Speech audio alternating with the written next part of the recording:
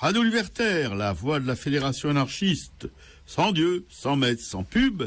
C'est l'émission Arakaï, une émission consacrée, une part, à l'art particulièrement, et plus spécialement militante aussi, avec un regard en marche sur l'art, et une dénonciation des sales coups de la politique politicienne.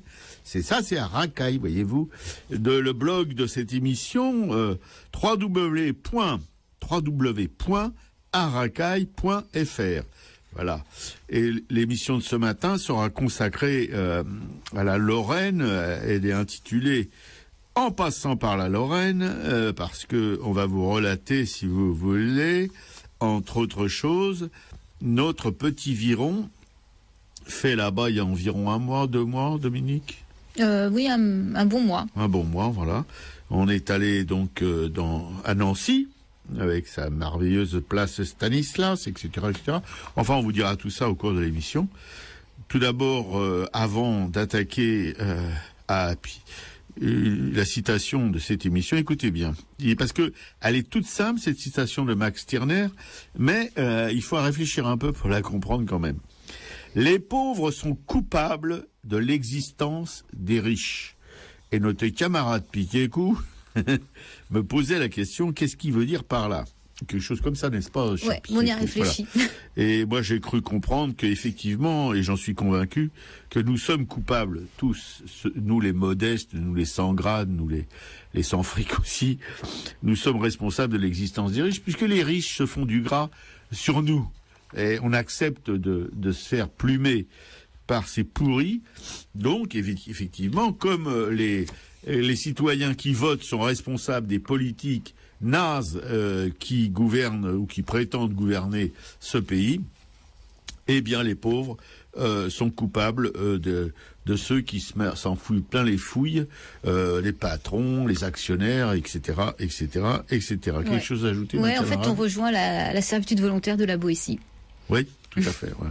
Quel âge il avait, la Boétie, quand 17 ans, quand il a écrit ce petit Il y avait quand même des mecs, Rimbaud 17 ans, la Boétie 17 ans, 2 monuments. Voilà, une petite pause musicale avant de passer au presse-papier de la semaine, qui causera, dont Piquet-Cou a fait un papier sur la récup des enfants, et l'autre Zozo qui travaille avec elle, qui fera un petit paplard sur les grolles d'Aquilino Morel. Voilà, donc moi je vous dis bonjour d'abord, et puis je rappelle le numéro du studio, le 01 43 71 89 40 pour nous joindre pendant les pauses musicales. Moi, mes souliers ont beaucoup voyagé, ils m'ont porté de l'école à la guerre. J'ai traversé sur mes souliers ferrés le monde et sa misère. Moi, mes souliers ont passé dans les prés, moi, mes souliers ont piétiné la lune, puis mes souliers ont couché chez les fées et fait danser plus d'une. Sur mes souliers, il y a de l'eau, des rochers, de la boue des champs et des pleurs de femmes. Je peux dire qu'ils ont respecté le curé, le pays, le bon Dieu et l'âme. S'ils ont marché pour trouver le débouché, s'ils ont traîné de village en village, je suis pas rendu plus loin qu'à mon lever, mais devenu plus sage. Tous les souliers qui bougent dans les cités, souliers de gueux et souliers de reine, un jour cesseront d'user les planchers, peut-être cette semaine. Non, mes souliers n'ont pas foulé Athènes, moi mes souliers ont préféré les plaines. Quand mes souliers iront dans les musées, ce sera pour s'y accrocher. Au paradis, paraît-il, mes amis, c'est pas la place pour les souliers vernis. Dépêchez-vous de salir vos souliers si vous voulez être pardonné. Si vous voulez être pardonné. C'était Félix Leclerc, moi, mes souliers. Oui, eh bien, écoutez, j'ai paumé mon micro, mes écouteurs, je sais pas où ils sont passés. Oui, on peut dire que Aquilino Morel, lui, il ira pas au paradis. Aquilino Morel, zob de paradis, Aquilino Morel. Il ira pas au paradis, Aquilino Morel. Voilà. C'est moi qui vous le dis. Aussi, je vais donc vous donner, là il y a un petit problème parce que mes écouteurs, je les ai toujours pas récupérés, et puis quand je parle sans les écouteurs, ça y est, merci beaucoup camarades. Donc voilà, je vous cause de cette espèce de pignouf là d'Aquilino Morel, oui, qui avait des grolles bien cirées, lui, il faisait même venir, si vous voulez, un cireur de pompe à l'Élysée, dans le salon Marie en plus. Bon, pour cirer ses pompes, et voilà, et ça a été, pardon, c'était, je crois, dénoncé par Mediapart, non? Oui. Oui, Mediapart. Mais d'un quoi ils se mêlent, ceux-là, à la fin, mince. Déjà Cahuzac, mais si vous voulez, le camarade entre 12 000 guillemets Aquilino Morel, un pote entre autres à l'autre zozo de ex-intérieur et nouveau Premier ministre, c'est exactement, quand je vois la photo de l'Aquilino aux pompes vernies, il me dit qu'il n'y a pas beaucoup de différence à part les lunettes avec Valls, hein, ça a l'air d'être le même cul pincé que son pote Valls, voilà. Et alors donc, mais sous Mitterrand déjà, enfin sous Mitterrand comme si c'était des chiottes qui posaient son cul dessus. Enfin bon, du temps de Mitterrand, il y a encore un autre zozo qui s'illustrait avec des pompes faites sur mesure et cirées.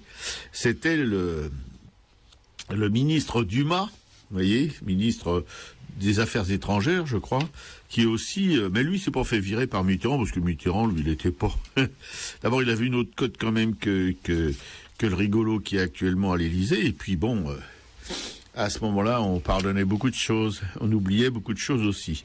Il y avait pas encore tous ces médias, Twitter, etc., Facebook et autres choses du net. Vous voyez, on était encore au temps des machines à vapeur, quasiment. Et c'était pas médiatisé comme ça l'est maintenant. Donc Dumas a fini tranquillement au gouvernement. C'était sa copine, on disait dans les milieux autorisés sa maîtresse, qui travaillait pour Elf Aquitaine, qui lui a offert ses pompes sur mesure. Voilà, et je suppose que, bon, bref, aujourd'hui, c'est Aquilino Morel, après Cahuzac, voilà,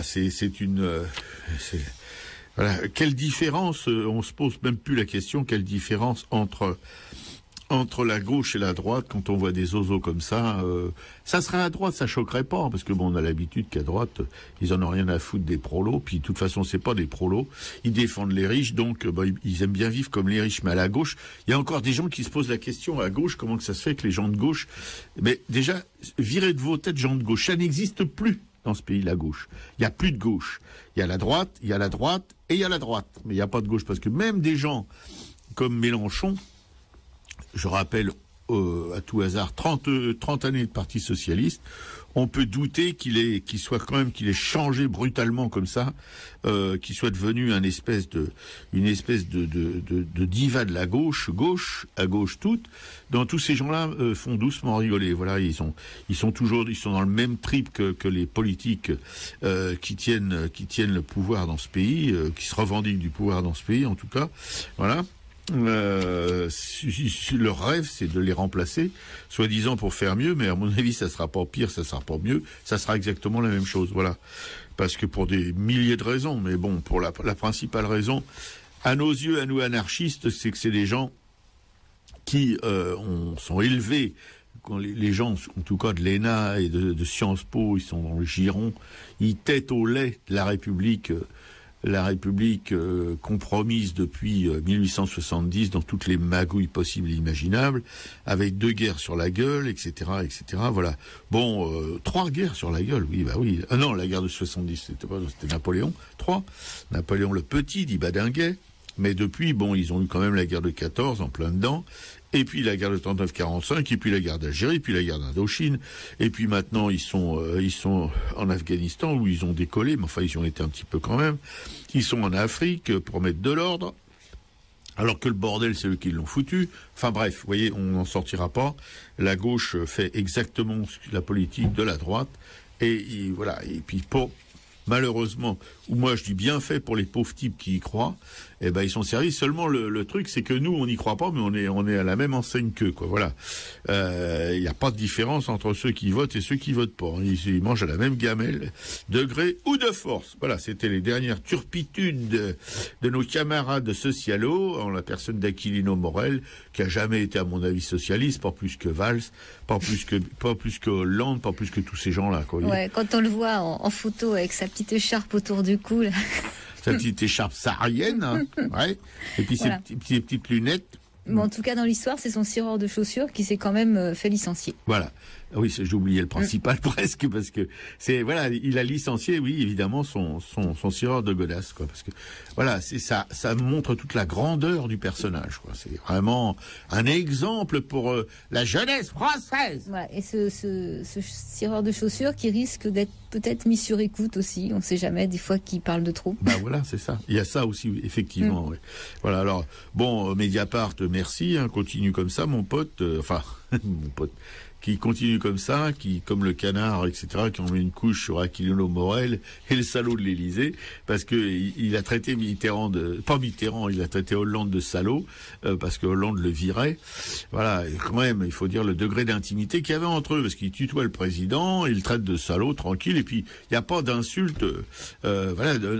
Imaginez un clampin comme vous et moi, qui va dire à un agent de police, salaud. Alors...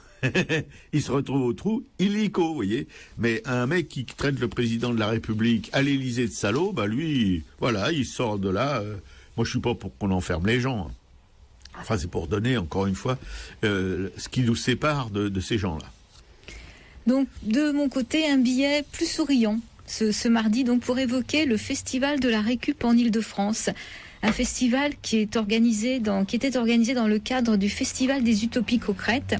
Et je vais évoquer plus particulièrement le Festi-Récup des enfants, donc qui s'est déroulé à Montreuil entre le 19 et le 27 avril dans les locaux de l'association Comme vous et moi. Donc c'est un festival qui a été préparé depuis de longues semaines, donc chaque mercredi avec des ateliers destinés aux enfants des centres de loisirs qui parés de leur création, donc de tout ce qu'ils avaient fait pendant tous ces mercredis, ont défilé avant le jour J dans les rues de la ville, puis ont investi la mairie pour inviter les Montreuillois donc à participer à cette journée d'ouverture du 19 avril. Donc beaucoup d'effervescence ce samedi 19 avril dans cette grande salle et beaucoup de participants. Des participants qui sont accueillis par la Disco Soupe. Alors la Disco Soupe, c'est une maxi soupe à base de légumes récupérés dans les magasins bio de la ville, puis cuisinés en musique à l'extérieur. Donc Simona, qui travaille à Grenoble au sein de l'association Repérage, est venue avec son stock de chambres à air de vélo, qu'elle nettoie, puis découpe et recouvre d'acrylique pour la confection de masques que les enfants décorent avec des morceaux de tissu ou d'autres matériaux récupérés. Il y avait également un stand de théâtre d'ombre avec la fabrication de marionnettes que les enfants mettent en scène dans la salle de projection. Il y avait une zone de gratuité pour déposer ou récupérer divers objets. Fifi anime un stand de chapeaux fous avec des fonds de cagettes et de grosses fleurs en papier. Les filles du facteur crochettent sans mollir des sacs en plastique qu'elles transforment en fleurs ou en besaces. Un atelier d'expérience scientifique, une zone libre de construction de cabanes en cagettes et rouleaux de carton, la fabrication de mobiles, d'instruments de musique, l'atelier vélo russionnière avec le collectif Le Stendhal qui répare les vélos, qui réparait des vélos d'enfants avec les enfants et les parents. Et cet assaut a même amené plusieurs vélos d'enfants et après une réparation collective, ceux qui le souhaitaient pouvaient ramener les vélos chez eux. Il y avait le stand de l'association d'Isarindia de Montreuil qui recycle les vieux téléphones, les ordinateurs portables et les cartouches d'encre au profit des Dalits, donc c'est les intouchables du sud de l'Inde. Donc de la bonne humeur et de la bricole non-stop pour ce Festi-Récup qui a dépassé les frontières montreuilloises, puisque par exemple un groupe de 8 enfants roms d'une aire d'insertion de Bobigny est venu avec une éducatrice pour participer aux ateliers. Donc c'est un Festi-Récup ouvert à tous, sous des valeurs de gratuité, de partage et d'autogestion. Voilà, la récup n'est qu'un volet du Festival des Utopies concrètes qui poursuit ses activités avec le Festival d'agriculture urbaine les 1er, 2, 3 et 4 mai, puis entre le 28 juin et le 4 juillet. Donc l'agriculture urbaine ou périurbaine est un concentré d'utopies concrètes pour réinventer la ville, retrouver un savoir-faire agricole, recréer du lien, reconnecter le citadin à la nature, favoriser la biodiversité et surtout imaginer d'autres mondes. Voilà, mais je voulais juste revenir sur la récup et le recyclage. Un petit mot tout de même donc pour les industriels, car n'oublions pas que ce sont eux qui polluent quand même et nous ensevelissent sous les emballages, et que le recyclage et la récupération ne doivent en aucune façon légitimer leurs pratiques. Et c'est là aussi un combat à mener pour réduire à la source cette montagne de déchets que nous avons tout autour. Voilà, vous voyez à quoi passe son temps libre notre camarade Piquet-Cou et à Montreuil.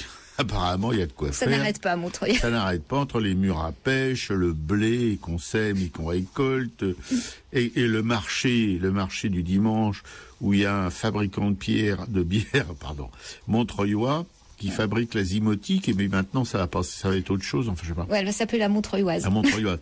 Et d'ailleurs, qui vendent un kit pour fabriquer soi-même sa bière, avec des stages pour apprendre à fabriquer la bière. Voyez-vous, voilà. Non mais Montreuil, c'est vraiment un truc. Et là, en cherchant d'autres infos, j'ai vu que un mercredi par mois, en fait, il y avait un marché de Biffin aussi. Un marché de Biffin, et puis aussi c'est à Montreuil qui est une boulangerie anarchiste. C'est quelle rue à Montreuil? C'est rue de la Beaune. Rue de la Beaune à Montreuil, c'est pas loin de la place, je sais plus quoi. La Croix de Chavaux. La Croix de Chavaux. Faut remonter un petit peu sur la gauche. Voilà, vous voyez, Montreuil, bon, c'est une ville quand même de 100 000 habitants et plus, où il y a 500 ateliers d'artistes, entre autres. Donc voilà, c'est quand même quelque chose qui est assez original pour une commune française, en tout cas.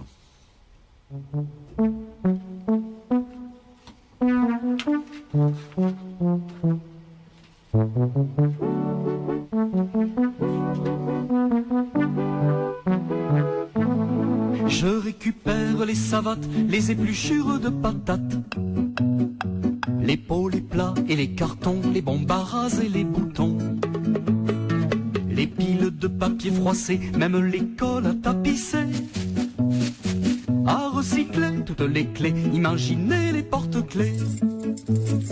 Je récupère les savates, les épluchures de patates, les pots, les plats et les cartons, les bombes à ras et les boutons. De recyclage, je m'occupe, je suis le roi de la récup. Pour éviter le grand naufrage, occupons-nous de recyclage. Chasse au gaspille, fais gaffe aux riz que tu fais tomber sur le tapis.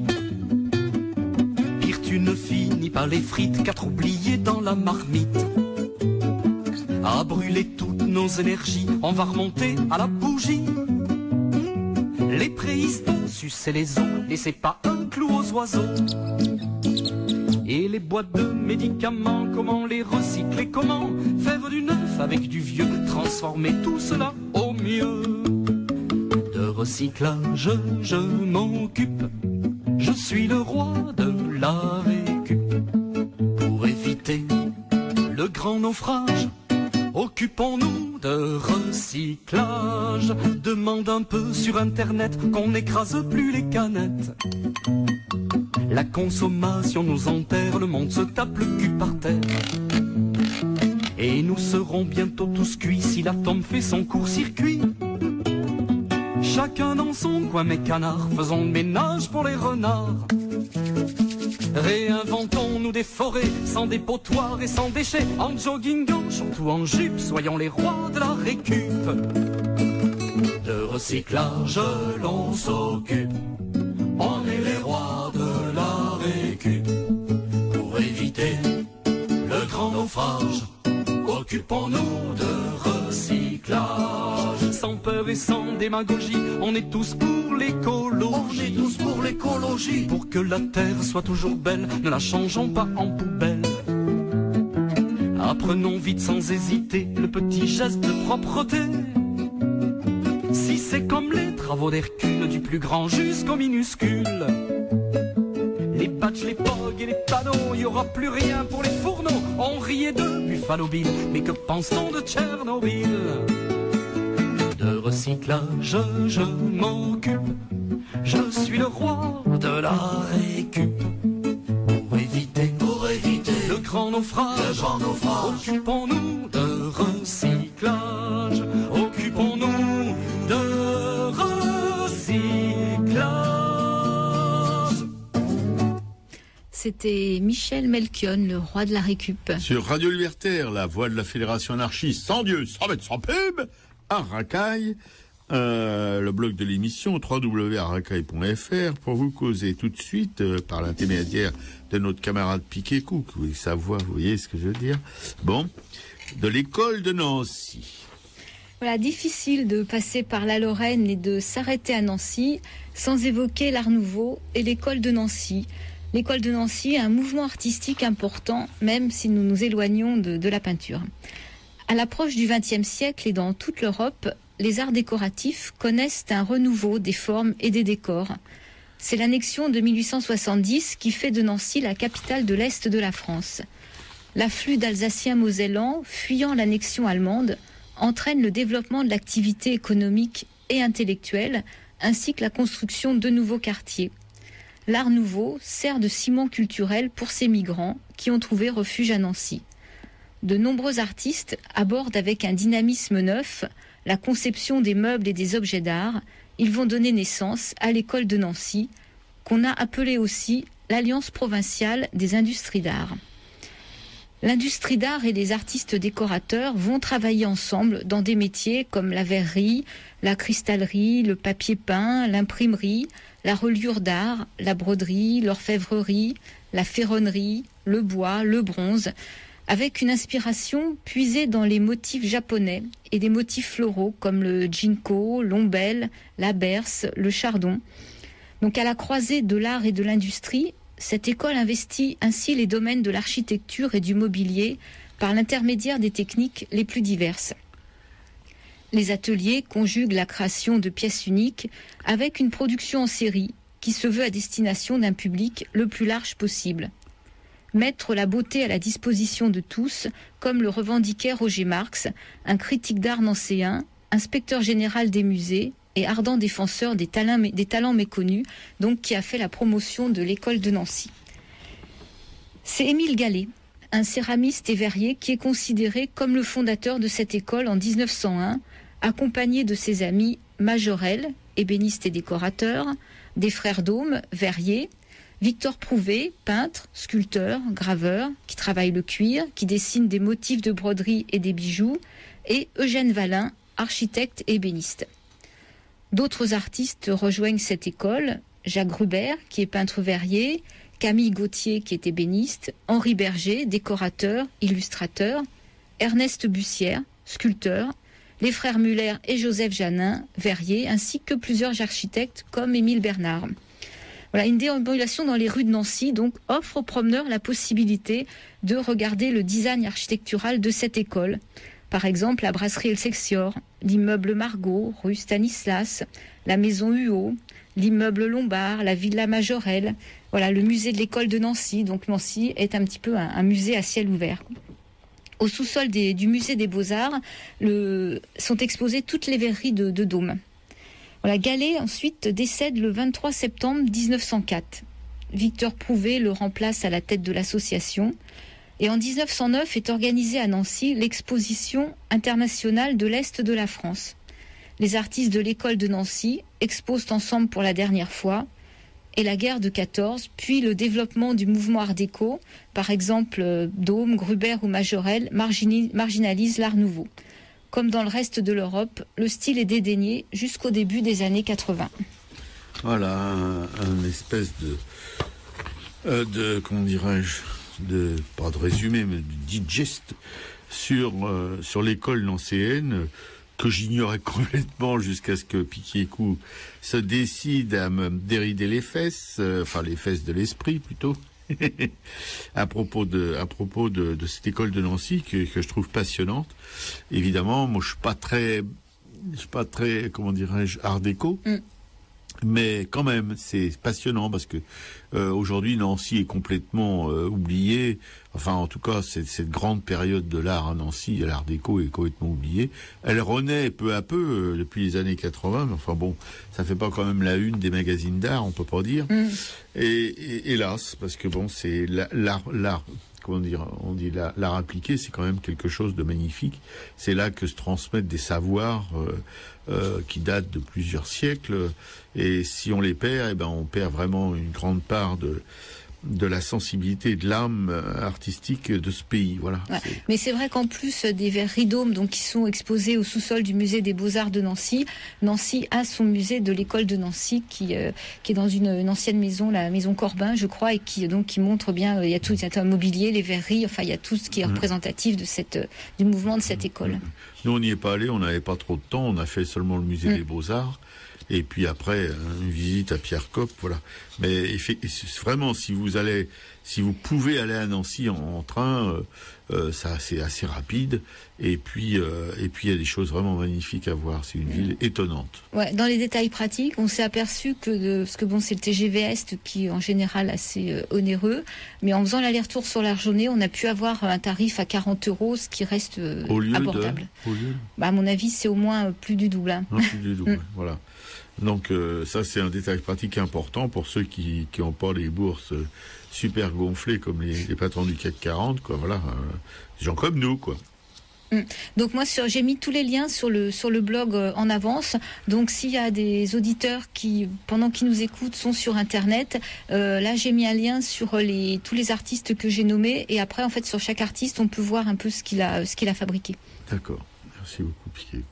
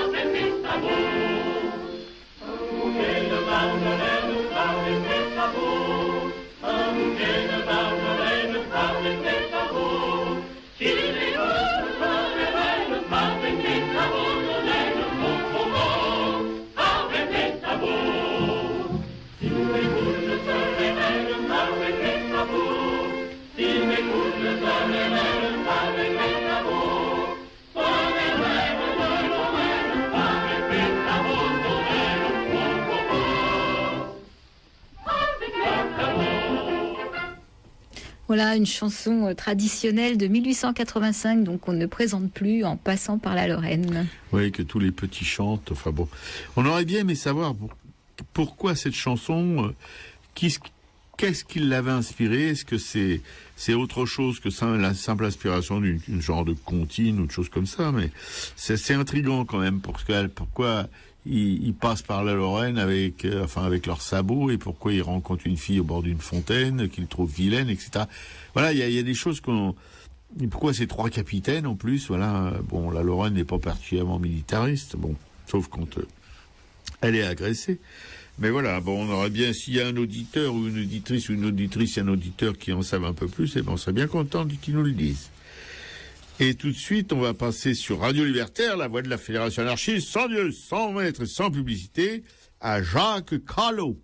Jacques Callot, un artiste lorrain du 17e, un aquafortiste, qui est né à Nancy au 16e. Ah ben non, c'est pas du 17e. Ah si, au 16e, parce que il est né au 16e, mais il a en 1592, et au 17e, il avait 8 ans, quoi. Bon, il est mort dans cette ville, d'ailleurs, en 1635, et il avait 53 ans. Voilà, mais c'était à peu près la règle à cette époque-là. Et encore, ceux qui vivaient jusqu'à 53 ans, c'était des chanceux, parce que dans les paysans, les miséreux, ils vivaient plutôt jusqu'à 35-40 ans, quoi. Voilà. Et il est considéré comme un maître de l'eau forte, un des maîtres de l'eau forte, parce qu'il n'est pas seul, il y en a eu d'autres, surtout en Europe. Par un style qui se caractérise par la netteté du trait et la profondeur de l'ancrage dont s'inspire Rembrandt, un autre grand de la gravure, sinon, le plus grand. C'est ce qu'on disait la semaine dernière. Ouais, mais on va pas se dédire, hein. Bon. Non, mais que les Nancéens n'en prennent pas ombrage, hein. C'est pas du tout pour les provoquer, etc. Parce que moi, j'adore une partie du travail de Callot, je vais vous en parler un peu plus loin. Voilà. On lui donne l'utilisation du vernis dur, et ça, c'est une révolution dans la gravure, parce que jusqu'à présent, on utilisait un vernis dit mou ou molle. Parce que vous savez, le langage à cette époque-là, c'était pas tout à fait maintenant, ils mettaient au féminin des choses qui étaient masculines, etc., etc. On disait le vernis molle. Et le vernis dur, ça a la propriété de pouvoir se conserver très longtemps. Et il a piqué cette recette, le camarade Callot, lors de ses nombreux séjours en Italie. C'était les luthiers, mais on n'appelait pas ça du luthier, je pense à cette époque-là, italiens, moi je dirais plutôt les ébénistes, qui utilisaient ce vernis dur pour recouvrir le bois des violons, vous voyez. Voilà. Et on sait que les violons doivent leur sonorité en partie grâce à ce vernis dur dont les recettes évidemment changeaient suivant comme c'était souvent le cas à ces époques-là, chaque artisan avait sa petite recette, voilà. Parce que oui, comme je vous le disais, les plaques de vernis dur gravées, parce que bon, on pouvait les conserver jusqu'à 1 an sans qu'elles s'abîment, sans que, vous voyez, même s'il y avait des petites éraflures, c'était pas grave parce que ça attaquait pas vraiment le vernis jusqu'à la plaque. Et donc, on pouvait stocker des plaques qui étaient déjà gravées, et puis on les utilisait quand le moment était venu de le faire, voilà. Contrairement au vernis mou, il fallait vraiment les utiliser tout de suite, une fois que c'était gravé, on pouvait pas vraiment les stocker, voilà. Sa passion pour le dessin le fait fuguer, nom de Dieu. Eh ben oui, mais c'est pas le seul artiste qui a fugué jeune, poussé par sa passion du dessin et contrarié par des parents qui voulaient pour leurs enfants, comme tous les parents même aujourd'hui, des situations moins aventureuses. Voilà. Alors il se fugue, mais pas n'importe où. En Italie, la première fois, il avait 14 ans, je crois. Vous voyez, c'est tout jeune. Et il se fait embaucher évidemment dans un atelier de gravure. Et seulement il y a sa famille avait lancé l'alerte. Et il y avait évidemment des Lorrains qui se baladaient, des marchands, peu importe, mais des amis de sa famille qui l'ont retrouvé en Italie, où ils allaient eux pour le commerce, des choses comme ça. Et même une fois, c'est son frère aîné qui a été missionné, il s'est pas barré qu'une fois, hein, c'est son frère aîné qui l'a ramené, vous voyez, qui était parti spécialement pour le chercher. Bon. Alors, son père, ses parents, enfin comprennent qu'il faut faire quelque chose pour ce petit si on veut l'avoir un peu à la maison de temps en temps. Donc, ils le font embaucher comme apprenti chez un orfèvre de Nancy.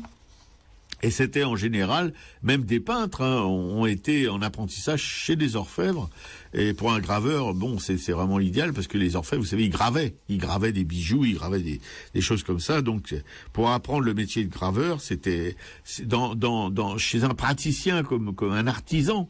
Voilà, c'était vraiment idéal. Bon, il apprend son métier, mais il va pas jusqu'au bout de ses études. Il se tire avant. Il en avait appris suffisamment pour lui, voilà. Et donc, il se met à son compte, mais très jeune. Et à partir du moment où il commence à graver pour son compte, il fera on ne sait pas exactement, mais entre 1400 et 1600 planches gravées. Moi, je pensais que Rembrandt était le chef, je pensais qu'il en a fait 600. C'est ça? Non, Rembrandt, 290. Ah oui, 200, ouais, 290. Ben voilà, disons 300, quoi. Donc, c'est 5 fois plus chez Callot. Un chiffre, évidemment, invraisemblable. Et on n'ajoute pas les dessins, sans parler des dessins, parce qu'ils dessinaient énormément, comme les graveurs. Ils font des dessins avant, enfin, bref, des esquisses et tout, pour pouvoir après graver leurs plaques. Et lui, il travaillait sur des plaques en général assez petites, où il arrivait à caser un nombre de personnages considérable, quoi. Mais tout petit, c'était minutieux, c'était extraordinaire. Voilà.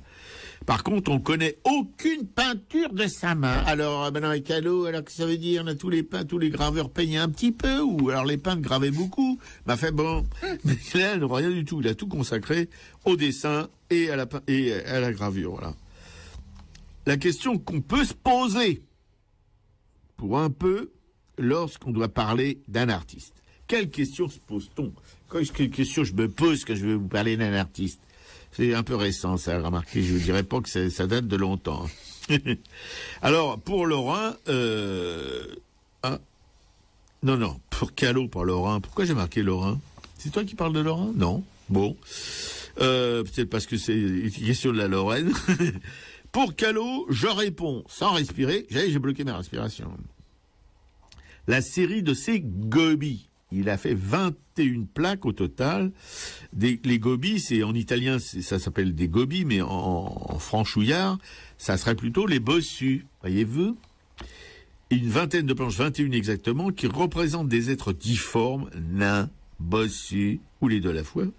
Cul-de-jatte, musicien ou sabreur, toujours bossu, difforme, qui rappelle le panthéon de Jérôme Bosch un peu, enfin bon, c'est pas Bosch, hein, c'est Callot, mais et préfigure là aussi des êtres fantastiques, les êtres fantastiques des films tirés de l'œuvre de Tolkien. Vous savez comment il s'appelle celui qui rampe par terre là, qui a une gueule affreuse là. Enfin bon. Gollum, voilà, tout à fait. Non mais Piquet-Cou, qu'est-ce que je ferais sans elle, hein? Dites-moi un peu. Il faut toujours qu'elle la ramène dans la régie. Elle est pas dans le studio, elle est dans la régie, mais elle écoute tout. Hein. Bon. Alors, Gollum, pas Golem, non, d'accord.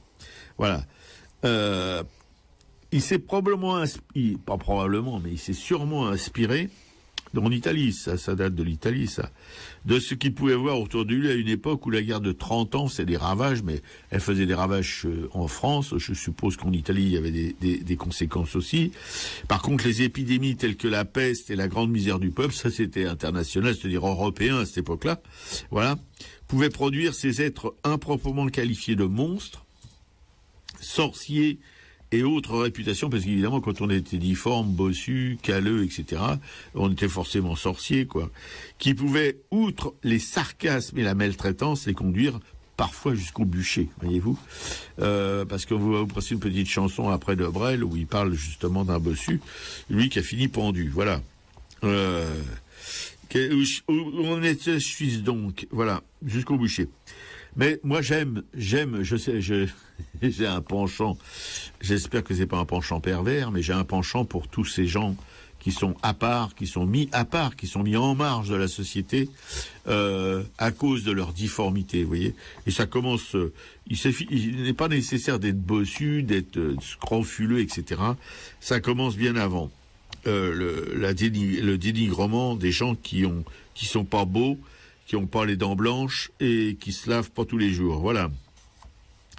Oui, ça, si vous voulez, s'il n'y avait pas eu ces gobies dans sa production pléthorique, 4400 et 1600 gravures, j'aurais peut-être pas craqué pour Callot, parce que après Rembrandt, c'est un peu dur. Je dirais que Callot, à part ça, parce qu'il a fait une énorme production religieuse, comme Rembrandt aussi, c'était un peu obligé à cette époque-là. Il a fait par contre, et Piquet-Cou aime beaucoup, une série sur les mendiants, les miséreux, Rembrandt aussi, et je crois que c'est dans ces choses-là, quand il s'inspire vraiment du peuple. Sur la guerre, sur les... Oui, sur la guerre aussi, mais moi la guerre, même en gravure, je fréquente pas trop. Mais enfin bon, la guerre, ça veut dire les pendus, ça veut dire... les estropiés. Oui, tout à fait. Voilà.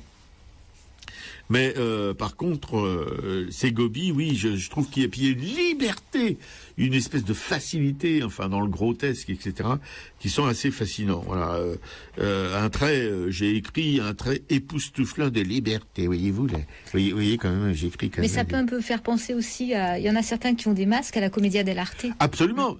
D'abord, je pense qu'il les a fait en Italie ou qu'il s'est inspiré de ce qu'il a vu en Italie. C'est pour ça qu'il les appelle les gobies. Il les a pas appelés les bossus. Voilà.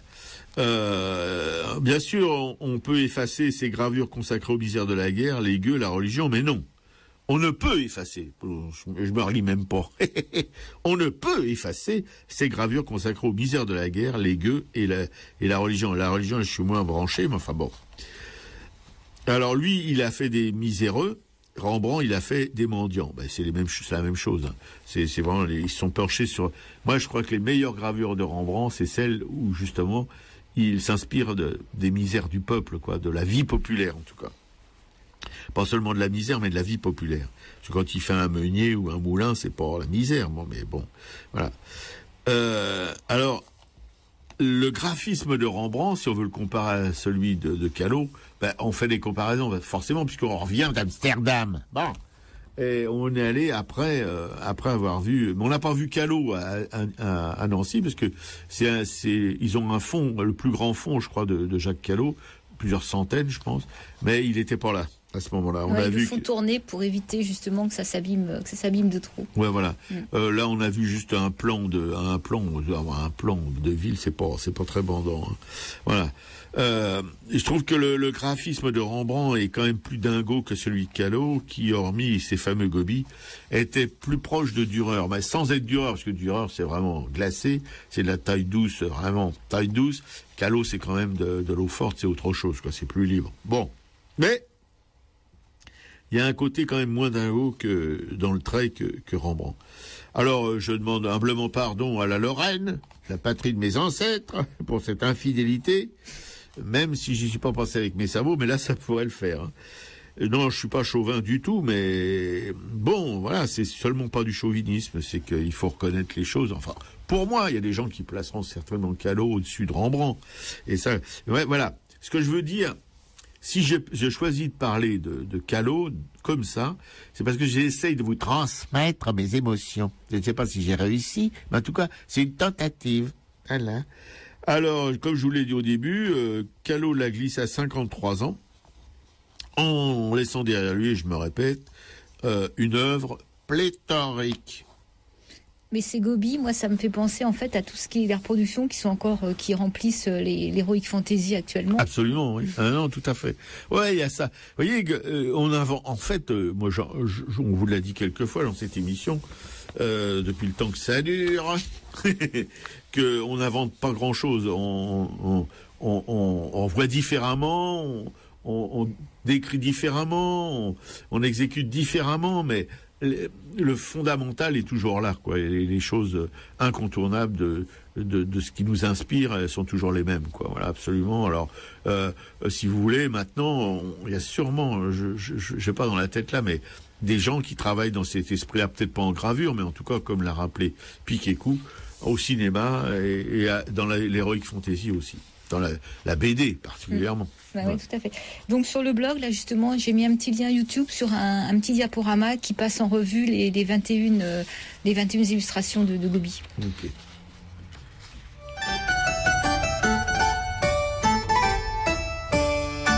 Il était un fou du roi qui vivait l'âme sereine en un château d'autrefois pour l'amour d'une reine. Et vive les bossus ma mère, et vive les pendus, et vive les bossus ma mère, et vive les pendus. Il y eut une grande chasse où les nobles deux par deux, tous les 10 mètres s'embrassent en des chemins qu'on dit creux. Et vive les bossus ma mère, et vive les pendus, et vive les bossus ma mère, et vive les pendus. Lorsque le fou vit la reine courtisée par un beau conte, il s'en fut le cœur en peine dans un bois pleuré de honte. Et vive les bossus ma mère, et vive les pendus, et vive les bossus ma mère, et vive les pendus. Lorsque 3 jours furent passés, il revint vers le château et alla tout raconter dans sa tour au roi là-haut. Et vive les bossus ma mère, et vive les pendus, et vive les bossus ma mère, et vive les pendus. Devant tout ce qu'on lui raconte, tout un jour le roi a ri, il fit décorer le conte, et c'est le fou qu'on pendit. Et vive les bossus ma mère, et vive les pendus. Et vive les bossus ma mère, et vive les pendus.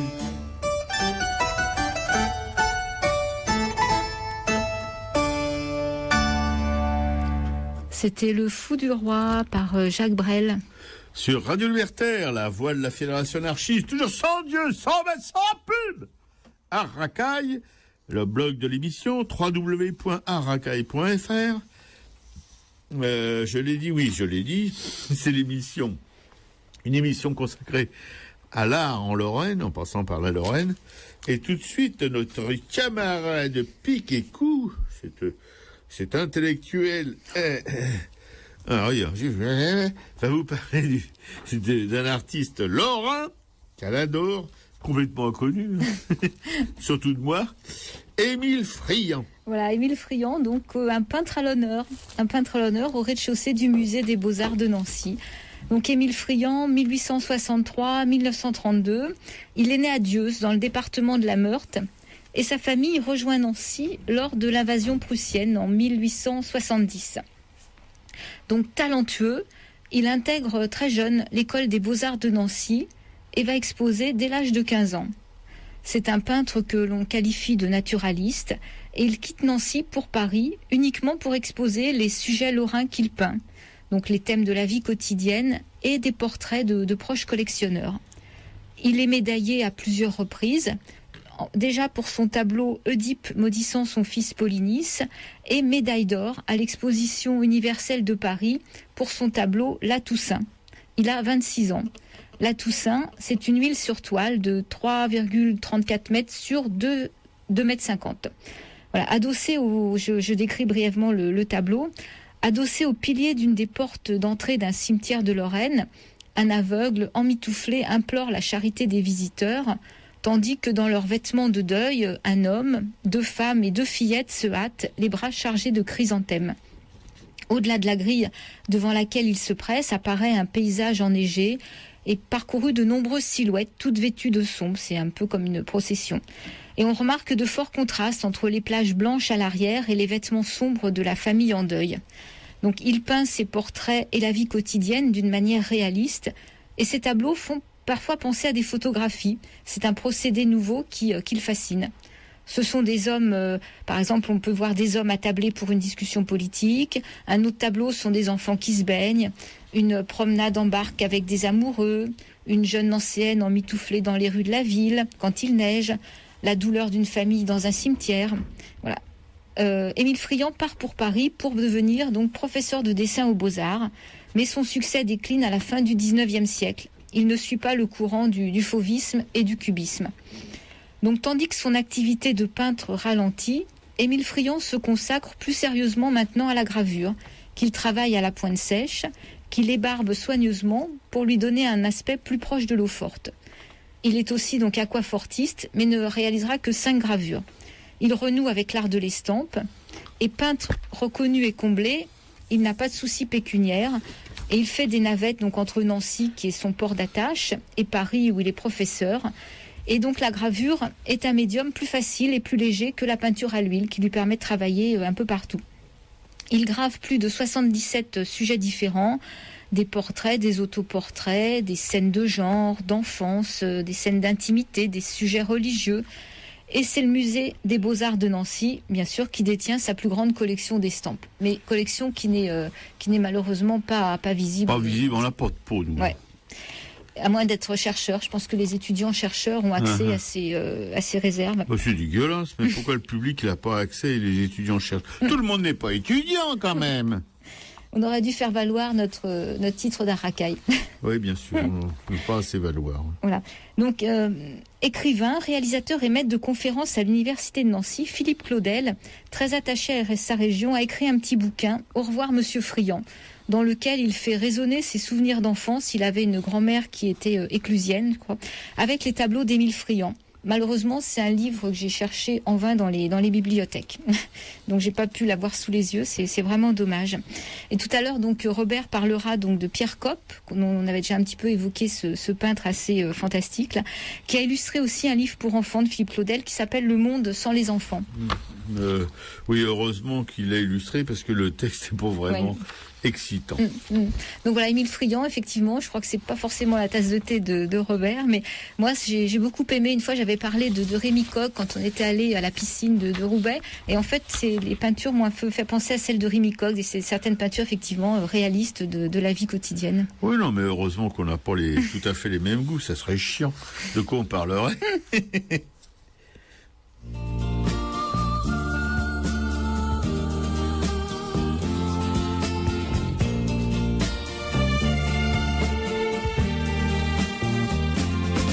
Le vent dans tes cheveux blonds, le soleil à l'horizon, quelques mots d'une chanson, que c'est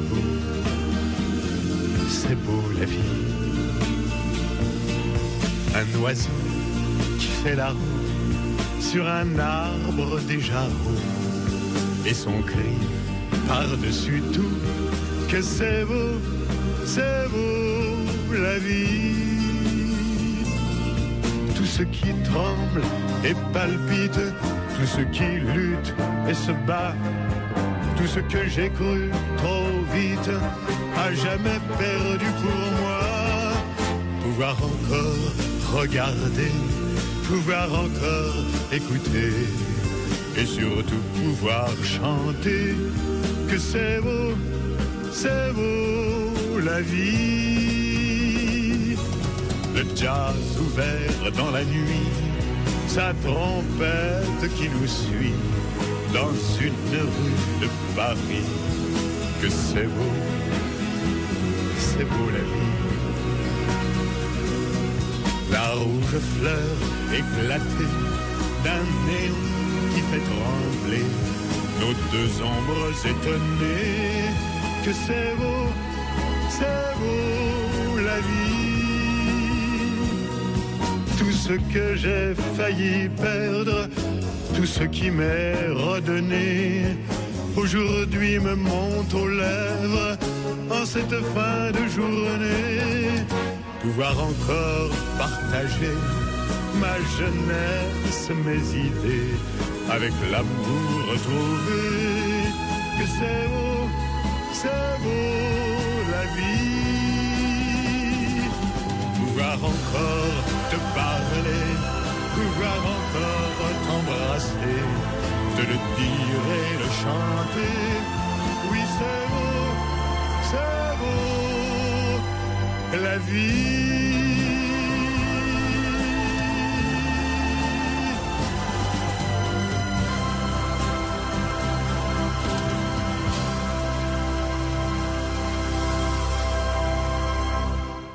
C'est beau la vie par Jean Ferrat. Je rappelle le numéro du studio, le 01 43 71 89 40 pour nous joindre pendant les pauses musicales. Oui, et tout de suite, eh bien, on va revenir en Lorraine avec nos sabots ou nos Clark, ou je sais pas, ou nos sandales. Moi, j'étais plutôt en sandales. En sandales, parce que quand on est sorti de la gare avec le camarade Piquet-Cou, nous sommes allés direct vers la place Stanislas, incontournable à Nancy, magnifique place. Voilà, le palais des Ducs de Lorraine et tout, bon. Et puis un bistrot sympa sur la place Stanislas le matin avec un beau soleil, un allongé. Personnellement, j'ai pris un petit croissant avec. Et c'était les prix, évidemment, sont pas les prix de Paris. Hein. À Paris, on pourrait se payer 3 allongés en Hollande, en Lorraine, place Stanislas. Bon, bref. Puis après, le musée des Beaux-Arts de Nancy, où on n'a pas vu Jacques Callot ni Émile Friant, mais bon, il y avait d'autres belles pièces, voilà, qu'on peut trouver aussi à Paris, à Orsay, etc. Donc là, nous, on y allait spécialement pour voir surtout du Callot et du Friant. Ben, pardon, je voulais dire non, non, mais Dominique, pardon, je dirais un peu. Bon, On n'a pas vu tout ça, mais mais un musée où les gens sont vraiment adorables. Ça change de l'accueil Relouvre à Orsay. Enfin, parfois il y en a des sympas, mais c'est pour l'ambiance générale, quoi. Comme dans les petits musées de province. Un musée où on peut s'asseoir dans chaque salle. Voilà, ça aussi c'est quand même vachement important, surtout quand on atteint un âge vénérable comme le pauvre mec qui vous cause dans le poste. Bon, on a aussi trouvé une petite pour se nourrir, un petit resto lorrain avec une spécialité de baba au rhum. Parce qu'il faut dire que la capitale du baba au rhum, c'est Nancy. C'est là que c'est inventé par un des ducs de Lorraine, je sais plus lequel. Peut-être bien Stanislas d'ailleurs. Enfin, son cuisinier, en tout cas, son pâtissier. Et puis des prix modestes aussi. C'est l'avenue qui descend la place Stanislas. C'est pas très loin de la place Stanislas d'ailleurs. Un petit tout petit réseau sympa. Sa spécialité, c'est les tartes. Mais les tartes aux légumes, etc., etc., quoi. Vous voyez, des trucs vraiment sympathiques. Et puis, on s'est barré, Piquet-Cou et moi, en autobus, dans une petite ville de banlieue, proche de Nancy, dont je me souviens jamais du nom. Malzéville. Oui, non, mais vous vous rendez compte, cette agence de renseignement à domicile, c'est quand même quelque chose, hein. 10 minutes de bus. Mazéville, 10 minutes de bus, sympa. On a vu des trucs gentils, quoi. C'est pas les banlieues crades comme on voit souvent à proximité des villes. Non, c'était assez sympa, un peu désertique, mais assez sympa. Et on est arrivé donc à Mazéville. Il y a une vieille maison, enfin une maison, c'est du 19e, je pense, la Douéra. Oui, ça évoque un peu les maisons du nord de l'Afrique, voilà. Puis la Douéra, on peut pas dire que ce soit très auvergnat non plus, hein, voilà, la Douéra. Et là, le miracle, c'est un peu pour ça qu'on était allé aussi en Lorraine, même beaucoup pour ça. Une exposition du peintre Pierre Copp, un peintre pour nous en tout cas. Mais c'est tellement sa peinture est tellement le reflet de sa propre personnalité, parce qu'on a eu la chance insigne de le rencontrer. Il était venu parce que c'était pas le vernissage de son expo, mais c'était le premier jour ou le deuxième jour. Non, mais en fait, c'était une exposition qui avait lieu que le week-end pendant un mois, et il venait apparemment le dimanche, et nous, coup de peau, il est venu le samedi. Ouais, voilà, c'est ça. Il est venu le samedi, et on a pu papoter avec lui pendant un bon moment, de lui, de son travail, etc., etc. Et c'est une peinture, comment on pourrait dire ça, plus illustrative peut-être qu'autre chose. Et d'ailleurs, Piquet-Cou vous a évoqué au début de cette émission un livre qu'il a illustré, un livre de comment il s'appelle le mec, Philippe Claudel. Est-ce qu'il est de la famille du Claudel Odny?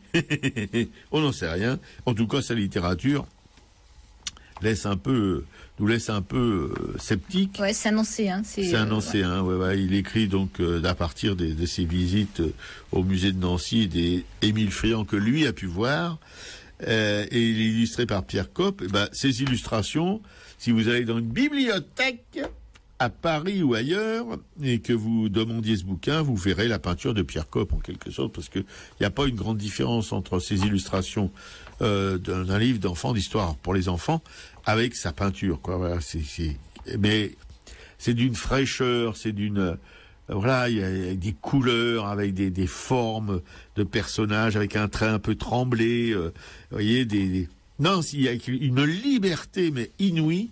C'est pas ces trucs guindés qu'on voit dans toutes les galeries, des choses convenues qui sont soi-disant la peinture. Moi perso, je préfère celle-là, qui est plus vivante, qui pète au cul, comme on dit.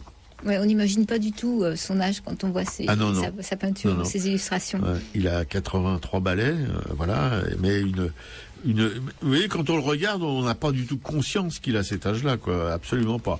Il a voilà, et dans ses yeux, il y a une telle lumière, et son sourire est si doux, si gentil. Voilà, c'est quelqu'un, et il nous a gratifié d'ailleurs d'un petit dessin original qu'on ne méritait pas du tout. Moi, j'étais complètement, Piquet-Cou et moi, on était évidemment très heureux, mais un peu gênés aussi de voir recevoir un cadeau, un tel cadeau. Que dire de plus sur Pierre Coppe? Qu'il a été céramiste, en fait, que la plus grande partie de son travail, c'était la céramique. Il était professeur à l'école de Nancy, justement, aux Beaux-Arts de Nancy. Il avait un atelier de céramique, voilà, avec très peu de moyens. Comme il nous expliquait, il avait 3 thunes de subventions pour faire fonctionner son atelier.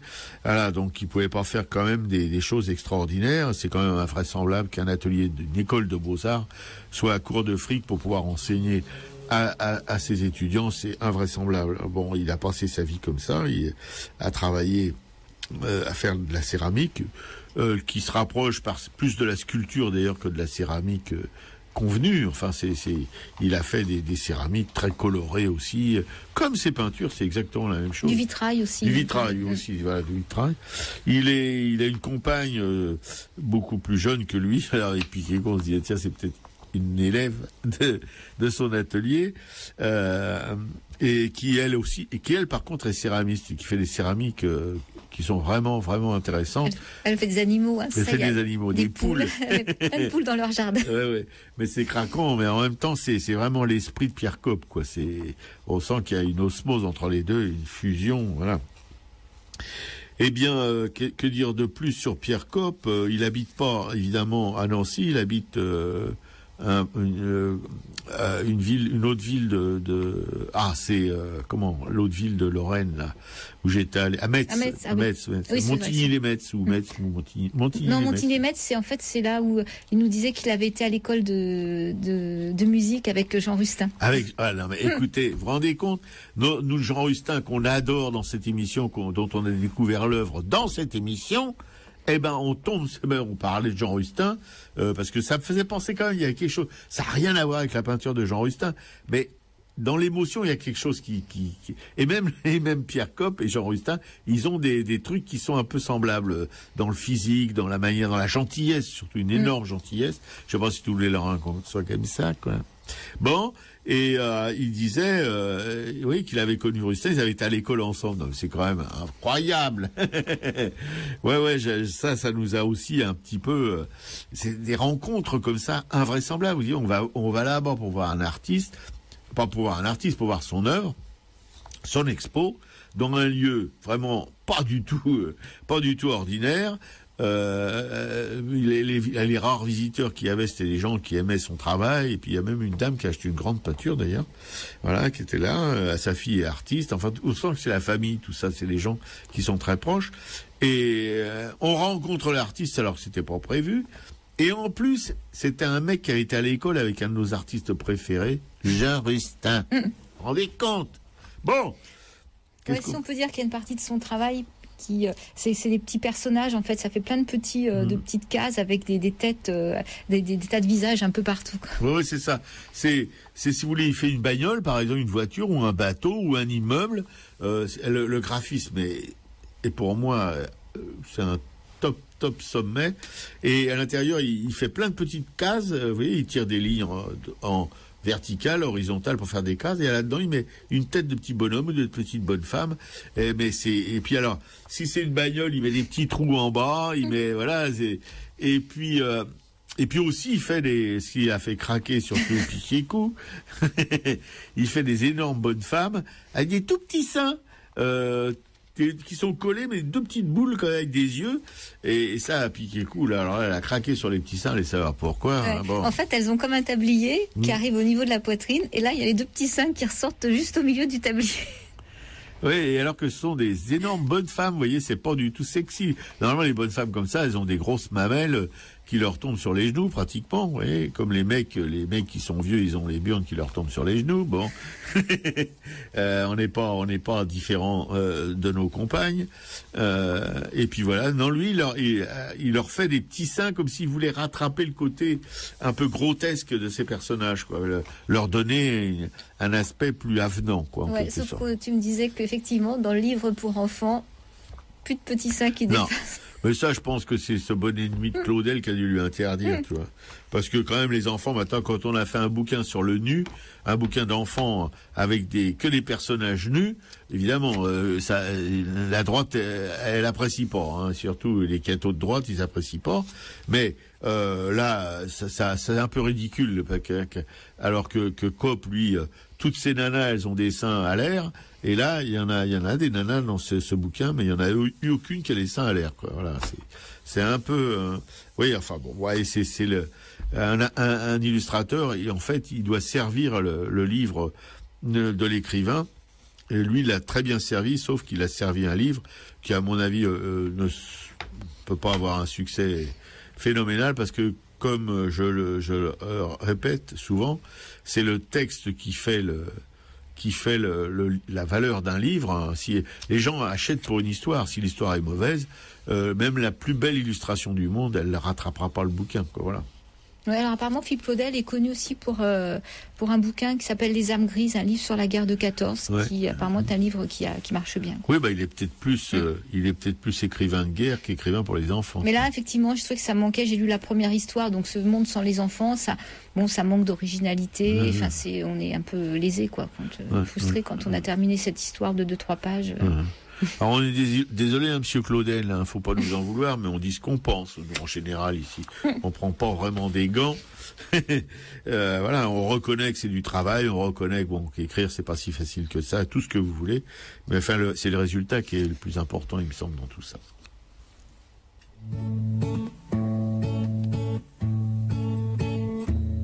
Petite boîte, très étroite, petite boîte, faite en tiki-taki, petite boîte, toute pareille. Il y a des rouges, des violettes et des vertes, très coquettes. Elles sont toutes faites en tiki-taki, elles sont toutes pareilles. Et ces gens-là, dans leur boîte, vont tous à l'université. On les met tous dans des boîtes, petites boîtes, toutes pareilles. Il y a des médecins, des dentistes, des hommes d'affaires et des avocats. Ils sont tous faits de tiki-taki. Ils sont tous pareils. Et ils boivent sec des martinis, jouent au golf toute l'après-midi. Puis ils font des jolis enfants qui vont tous à l'école. Ces enfants partent en vacances, puis s'en vont à l'université. On les met tous dans des boîtes et ils sortent tous pareils. Les garçons font du commerce et deviennent pères de famille. Ils bâtissent des nouvelles boîtes, petites boîtes toutes pareilles. Puis ils règlent toutes leurs affaires et s'en vont dans des cimetières, dans des boîtes faites en tiki-taki qui sont toutes pareilles. C'était Graham White, les petites boîtes. Arcaille sur les radios libertaires, la voix de la Fédération anarchiste, sans Dieu, sans maître, sans pub, la voix sans Dieu, sans maître et sans pub. Pour vous causer tout de suite dans le poste que des expositions à voir, enfin si vous en avez envie, évidemment, rien n'est obligé. Un petit rappel avant, le blog de l'émission, je le répète souvent parce que il faut que ça vous rentre dans la tête, c'est un nouveau blog, www.aracaille.fr. Ouais, alors les expos, là, comme en fait on est resté sur Nancy, donc j'ai simplement mentionné ce fameux musée des Beaux-Arts à Nancy, donc Place Stanislas. C'est très facile d'accès depuis la gare. Et puis le musée de l'école de Nancy, qui est au 36-38 rue du Sergent Blandan. Voilà, bon. Tout à l'heure, il y a un auditeur qui nous parlait du musée Mayol avec une exposition sur Naples. Ouais. Effectivement, nous ne sommes pas encore rendus. Voilà. Mais vous pouvez toujours vous y rendre, hein. C'est pas parce qu'on n'y va pas que vous ne devez pas y aller. De toute façon, les expos au musée Mayol sont toujours intéressantes. Et les œuvres de la FA, tout de suite, Dominique? Oui, tout à fait. Ouais, bon. Alors, aux éditions du Monde Libertaire, toujours la première œuvre de la FA. À vos ordres, jamais plus. L'anarchie est la plus haute expression de l'ordre. Vous la connaissez, cette formule d'Élisée Reclus. Mais l'ordre que l'on nous impose est loin d'être de cette nature. L'ordre public, c'est l'ordre brutal mis au service du pouvoir, quel qu'il soit. Il faut être cohérent. L'ordre n'est pas réellement au service des citoyens, mais sert essentiellement à les encadrer, les surveiller, les contrôler. Et ça, vous voyez que c'est sur le chemin de la route de pas se terminer. L'ordre, c'est le bon plaisir du souverain. Chez nous, c'est le président de la République. Jadis, de celui qui gouverne. Voilà, je comprends pas très bien. L'ordre, c'est le bon plaisir du souverain, de celui qui gouverne jadis. Oui, le souverain de nos jours, c'est le président de la République. Voilà. Au-delà, l'ordre ne représente pas uniquement la volonté du prince, comme ses caprices du moment. Oui, au-delà de l'ordre, ne représente pas uniquement la volonté du prince. Oui, aujourd'hui, c'est tout ce que ça représente. Une certitude, lorsqu'une société fonctionne en bon ordre, elle perd les moyens de contester, de se soulever, même lorsque le poids des interdits devient insupportable. Et encore une fois, ces bouquins, vous voyez, il a été créé en 2009 par de camarade Maurice Rachfus, qui écrit souvent dans le Monde libertaire, d'ailleurs, qui a des papiers toujours passionnants. C'est toujours d'actualité. On est maintenant en 2014, ça fait donc 5 ans. C'est toujours pareil, hein, ça va même de pire en pire. Bon, à lire donc dans la collection Page Libre pour 12 €. Et l'auteur, je répète, Maurice Rachfus, R-A-J-S-F-U-S,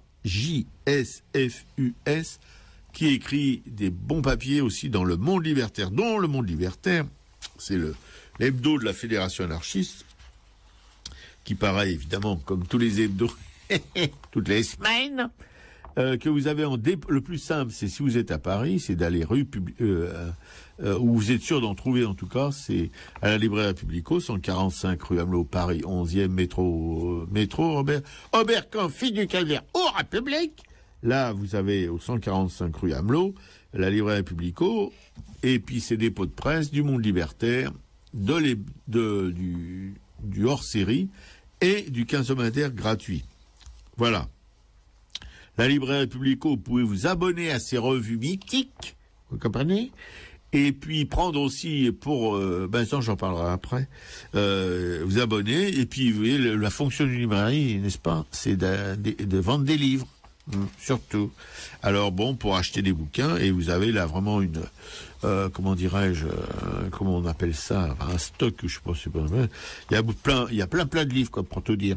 Il y a des bouquins, et puis il y a aussi un rayon presse, dont dans ce rayon presse, il y a un magazine à parution épisodique, un magazine d'art contemporain qui s'appelle Un artiste. Vous pouvez vous intéresser un petit peu à une vision des anards de l'art, une vision de l'art par les anards en tout cas. Il y en a pas tellement de magazines anarchistes consacrés à l'art. Il y en a au moins un à la librairie Publico. Je répète, Un artiste. Voilà. Et ce qui est fait par ceux qui conçoivent le canard sont des anards. Hein. Bon, il y a pas que des anards qui écrivent dedans ou qui montrent ou dont les œuvres sont publiées. Mais bon, le magazine à l'origine, il est anard. Il était fondé par l'ex-groupe La Vache Folle, et maintenant c'est le groupe Anartiste qui a repris le flambeau. Voilà. La librairie Publico, avec évidemment Laurent, notre permanent, enfin je dis notre, c'est pas, je suis pas patron, hein, le permanent de la Fédération anarchiste qui s'occupe de cette librairie avec des compétences et un dévouement vraiment militant, c'est le cas, c'est ce qu'on peut dire en tout cas. Voilà, vous pouvez vous adresser à lui, il est très ouvert. Il vous fera jamais la gueule, il vous virera pas coutelette dans le cul, non. Lui, il pourra vous si vous avez des questions à poser, qu'est-ce que c'est l'anarchie, alors? Il vous répondra, il vous donnera en tout cas sa vision de ce mouvement. Voilà.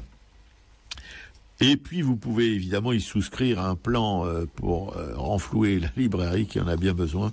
Comme toutes les librairies de France et de Navarre, comme on dit dans le poste, surtout les petites, indépendantes, c'est très difficile de survivre. Voilà, vous savez bien que le deal en ce moment, c'est la concentration des moyens c'est-à-dire les gros trucs où il y a du blé pour faire marcher ces gros trucs, etc., mais où l'humanité disparaît complètement. Tandis qu'à la Républico, vous avez un interlocuteur, Laurent, qui peut répondre à vos questions. Et à qui vous pouvez vraiment vous adresser pour, même simplement, si vous avez envie d'acheter un livre ou avoir un avis sur un livre, dont la couverture vous a interpellé, ou la 4e de couverture, Laurent pourra vous le commenter probablement. Voilà. Et puis, vous avez évidemment, alors j'en étais, les éditions, Le Monde Libertaire, la Librairie Publico. Ah bah non, la Librairie Publico, justement, non, j'avais fait Le Monde Libertaire. Et puis la Librairie Publico, j'avais pas fait. Bah c'est fait, voilà. Et puis Radio Libertaire, la radio de la Fédération anarchiste, je répète, sans Dieu, sans maître et sans pub. Une des seules radios qui soit sans pub, sans Dieu, ça bon, et sans maître. Et puis que vous pouvez écouter sur le web, mais je vais pas vous donner l'adresse web. Vous allez sur votre ordinateur, vous tapez Radio Libertaire, et puis vous aurez la radio, vous aurez la grille des émissions, etc. Bon. Et puis même si vous voulez en savoir un peu plus sur notre mouvement, sur la Fédération anarchiste, vous tapez Fédération anarchiste et vous aurez des informations sur notre mouvement. Voilà. Radio Libertaire qui a, comme la Librairie Publico et comme Le Monde Libertaire, a besoin de vos thunes, parce que Le Monde Libertaire, bon, il est fait par des bénévoles, hein, c'est des militants de la Fédération anarchiste qui travaillent, et faire un canard, vous savez, avec l'équipe rédactionnelle qui est aux manettes, c'est pas évident, parce que c'est un hebdomadaire que par toutes les semaines, et ça, même si c'est pas, comment dirais-je, le Point ou l'Express, il faut quand même des gens pour travailler, et là ils sont vraiment pas beaucoup, donc c'est des nuits. Voyez, tout ça c'est bénévole, et voilà, ils ont des cartoonistes aussi qui sont bénévoles, très jeunes, et qui font des cartoons qui déménagent un peu, dans une bande dessinée qui est assez stimulante, si on peut dire ça comme ça, avec des pages sur... évidemment, il y a quelques émissions de radio qui sont mises en avant. Il y a les activités de la Librairie Publico en avant-dernière de couverture, en 3e de couverture, c'est-à-dire avant la couverture, c'est-à-dire la 4e. Et puis un édito toujours assez motivant, si on peut dire, et puis des brèves, et puis des articles généralistes, et puis des articles de fond, et puis des articles qui vous causent de l'anarchie. Voilà, fait par les anarchistes ou pas, hein. Bon, parce qu'on a des plumes, le journal a des plumes qui sont extérieures au mouvement anarchiste, à la Fédération anarchiste, qui sont plutôt sympathisantes. Et puis, donc, la Radio Libertaire que vous écoutez en ce moment, la voix, je répète, de la Fédération anarchiste, que vous pouvez écouter, évidemment, tous les mardis matins, en direct, sur 89.4 sur la bande FM, et puis en différé sur Radio Libertaire, la grille des émissions de Radio Libertaire. Mais ça, je vous ai donné la marche à suivre. Et une radio, évidemment, qui, comme la Librairie Publico, comme Le Monde Libertaire, comme les éditions du Monde Libertaire, a besoin de vos thunes pour pouvoir continuer à émettre dans de bonnes conditions, parce que vous savez bien que vous ne savez pas, mais si vous ne le savez pas, vous allez savoir que le matériel pour émettre est de plus en plus sophistiqué et de plus en plus fragile.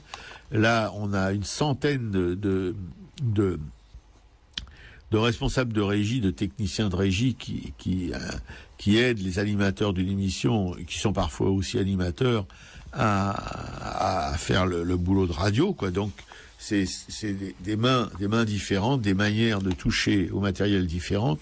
Et vous savez que ces matériels-là, ils aiment pas beaucoup le changement. Bon, donc ça veut dire une maintenance quotidienne pratiquement. Là, on a la chance d'avoir un ingénieur du son bénévole qui s'en occupe bien, d'avoir une équipe de mandatés au secrétariat de la radio qui s'en occupe bien.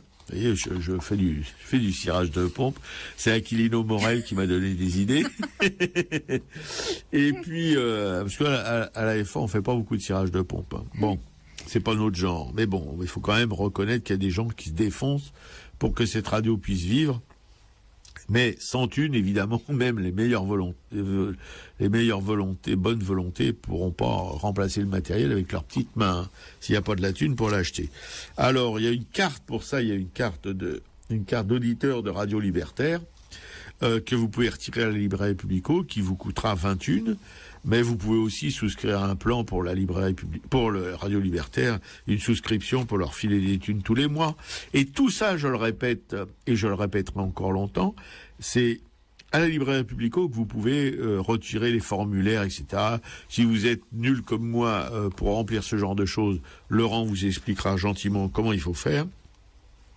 Voilà, pour que cette radio puisse continuer à émettre, que Piquet-Coup particulièrement, mais toutes les gens qui sont dans la régie puissent travailler sans problème, parce que parfois, évidemment, comme à cause du fait qu'il y ait beaucoup de gens qui passent dans cette régie, des fois il y a des platines qui fonctionnent pas, il y a des choses qui déconnent, l'ordinateur, etc. Et c'est dommage pour vos oreilles, quoi, pour nous écouter, c'est pas très agréable. Donc voilà, vous pouvez contribuer à une meilleure écoute de cette radio en nous refilant de la thune. Voilà, c'est tout ce que j'avais à dire. La semaine prochaine, on parlera de quoi, Dominique ? Donc la semaine prochaine, on évoque Jean Fautrier. Donc je commencerai par lire un texte de Francis Ponge qui évoque le travail de Fautrier sur les otages en peinture. Après, on parlera effectivement de la peinture de Fautrier et des sculptures de Fautrier ainsi que des sculptures de Dubuffet. Ouais, qui étaient deux artistes assez proches.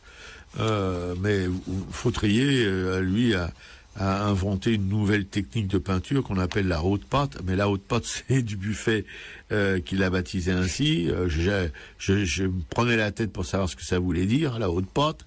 En fait, c'est ce qu'il voulait. Maintenant, on a des tas d'adjuvants dans la peinture pour faire des épaisseurs, pour faire des, vous voyez, c'est presque de la sculpture maintenant.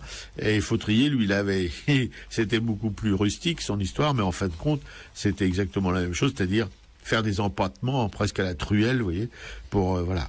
Et Dubuffet a usé aussi de cette technique apprise de Fautrier, évidemment, et même pour ses sculptures aussi, il y a vraiment une communion, une espèce de voilà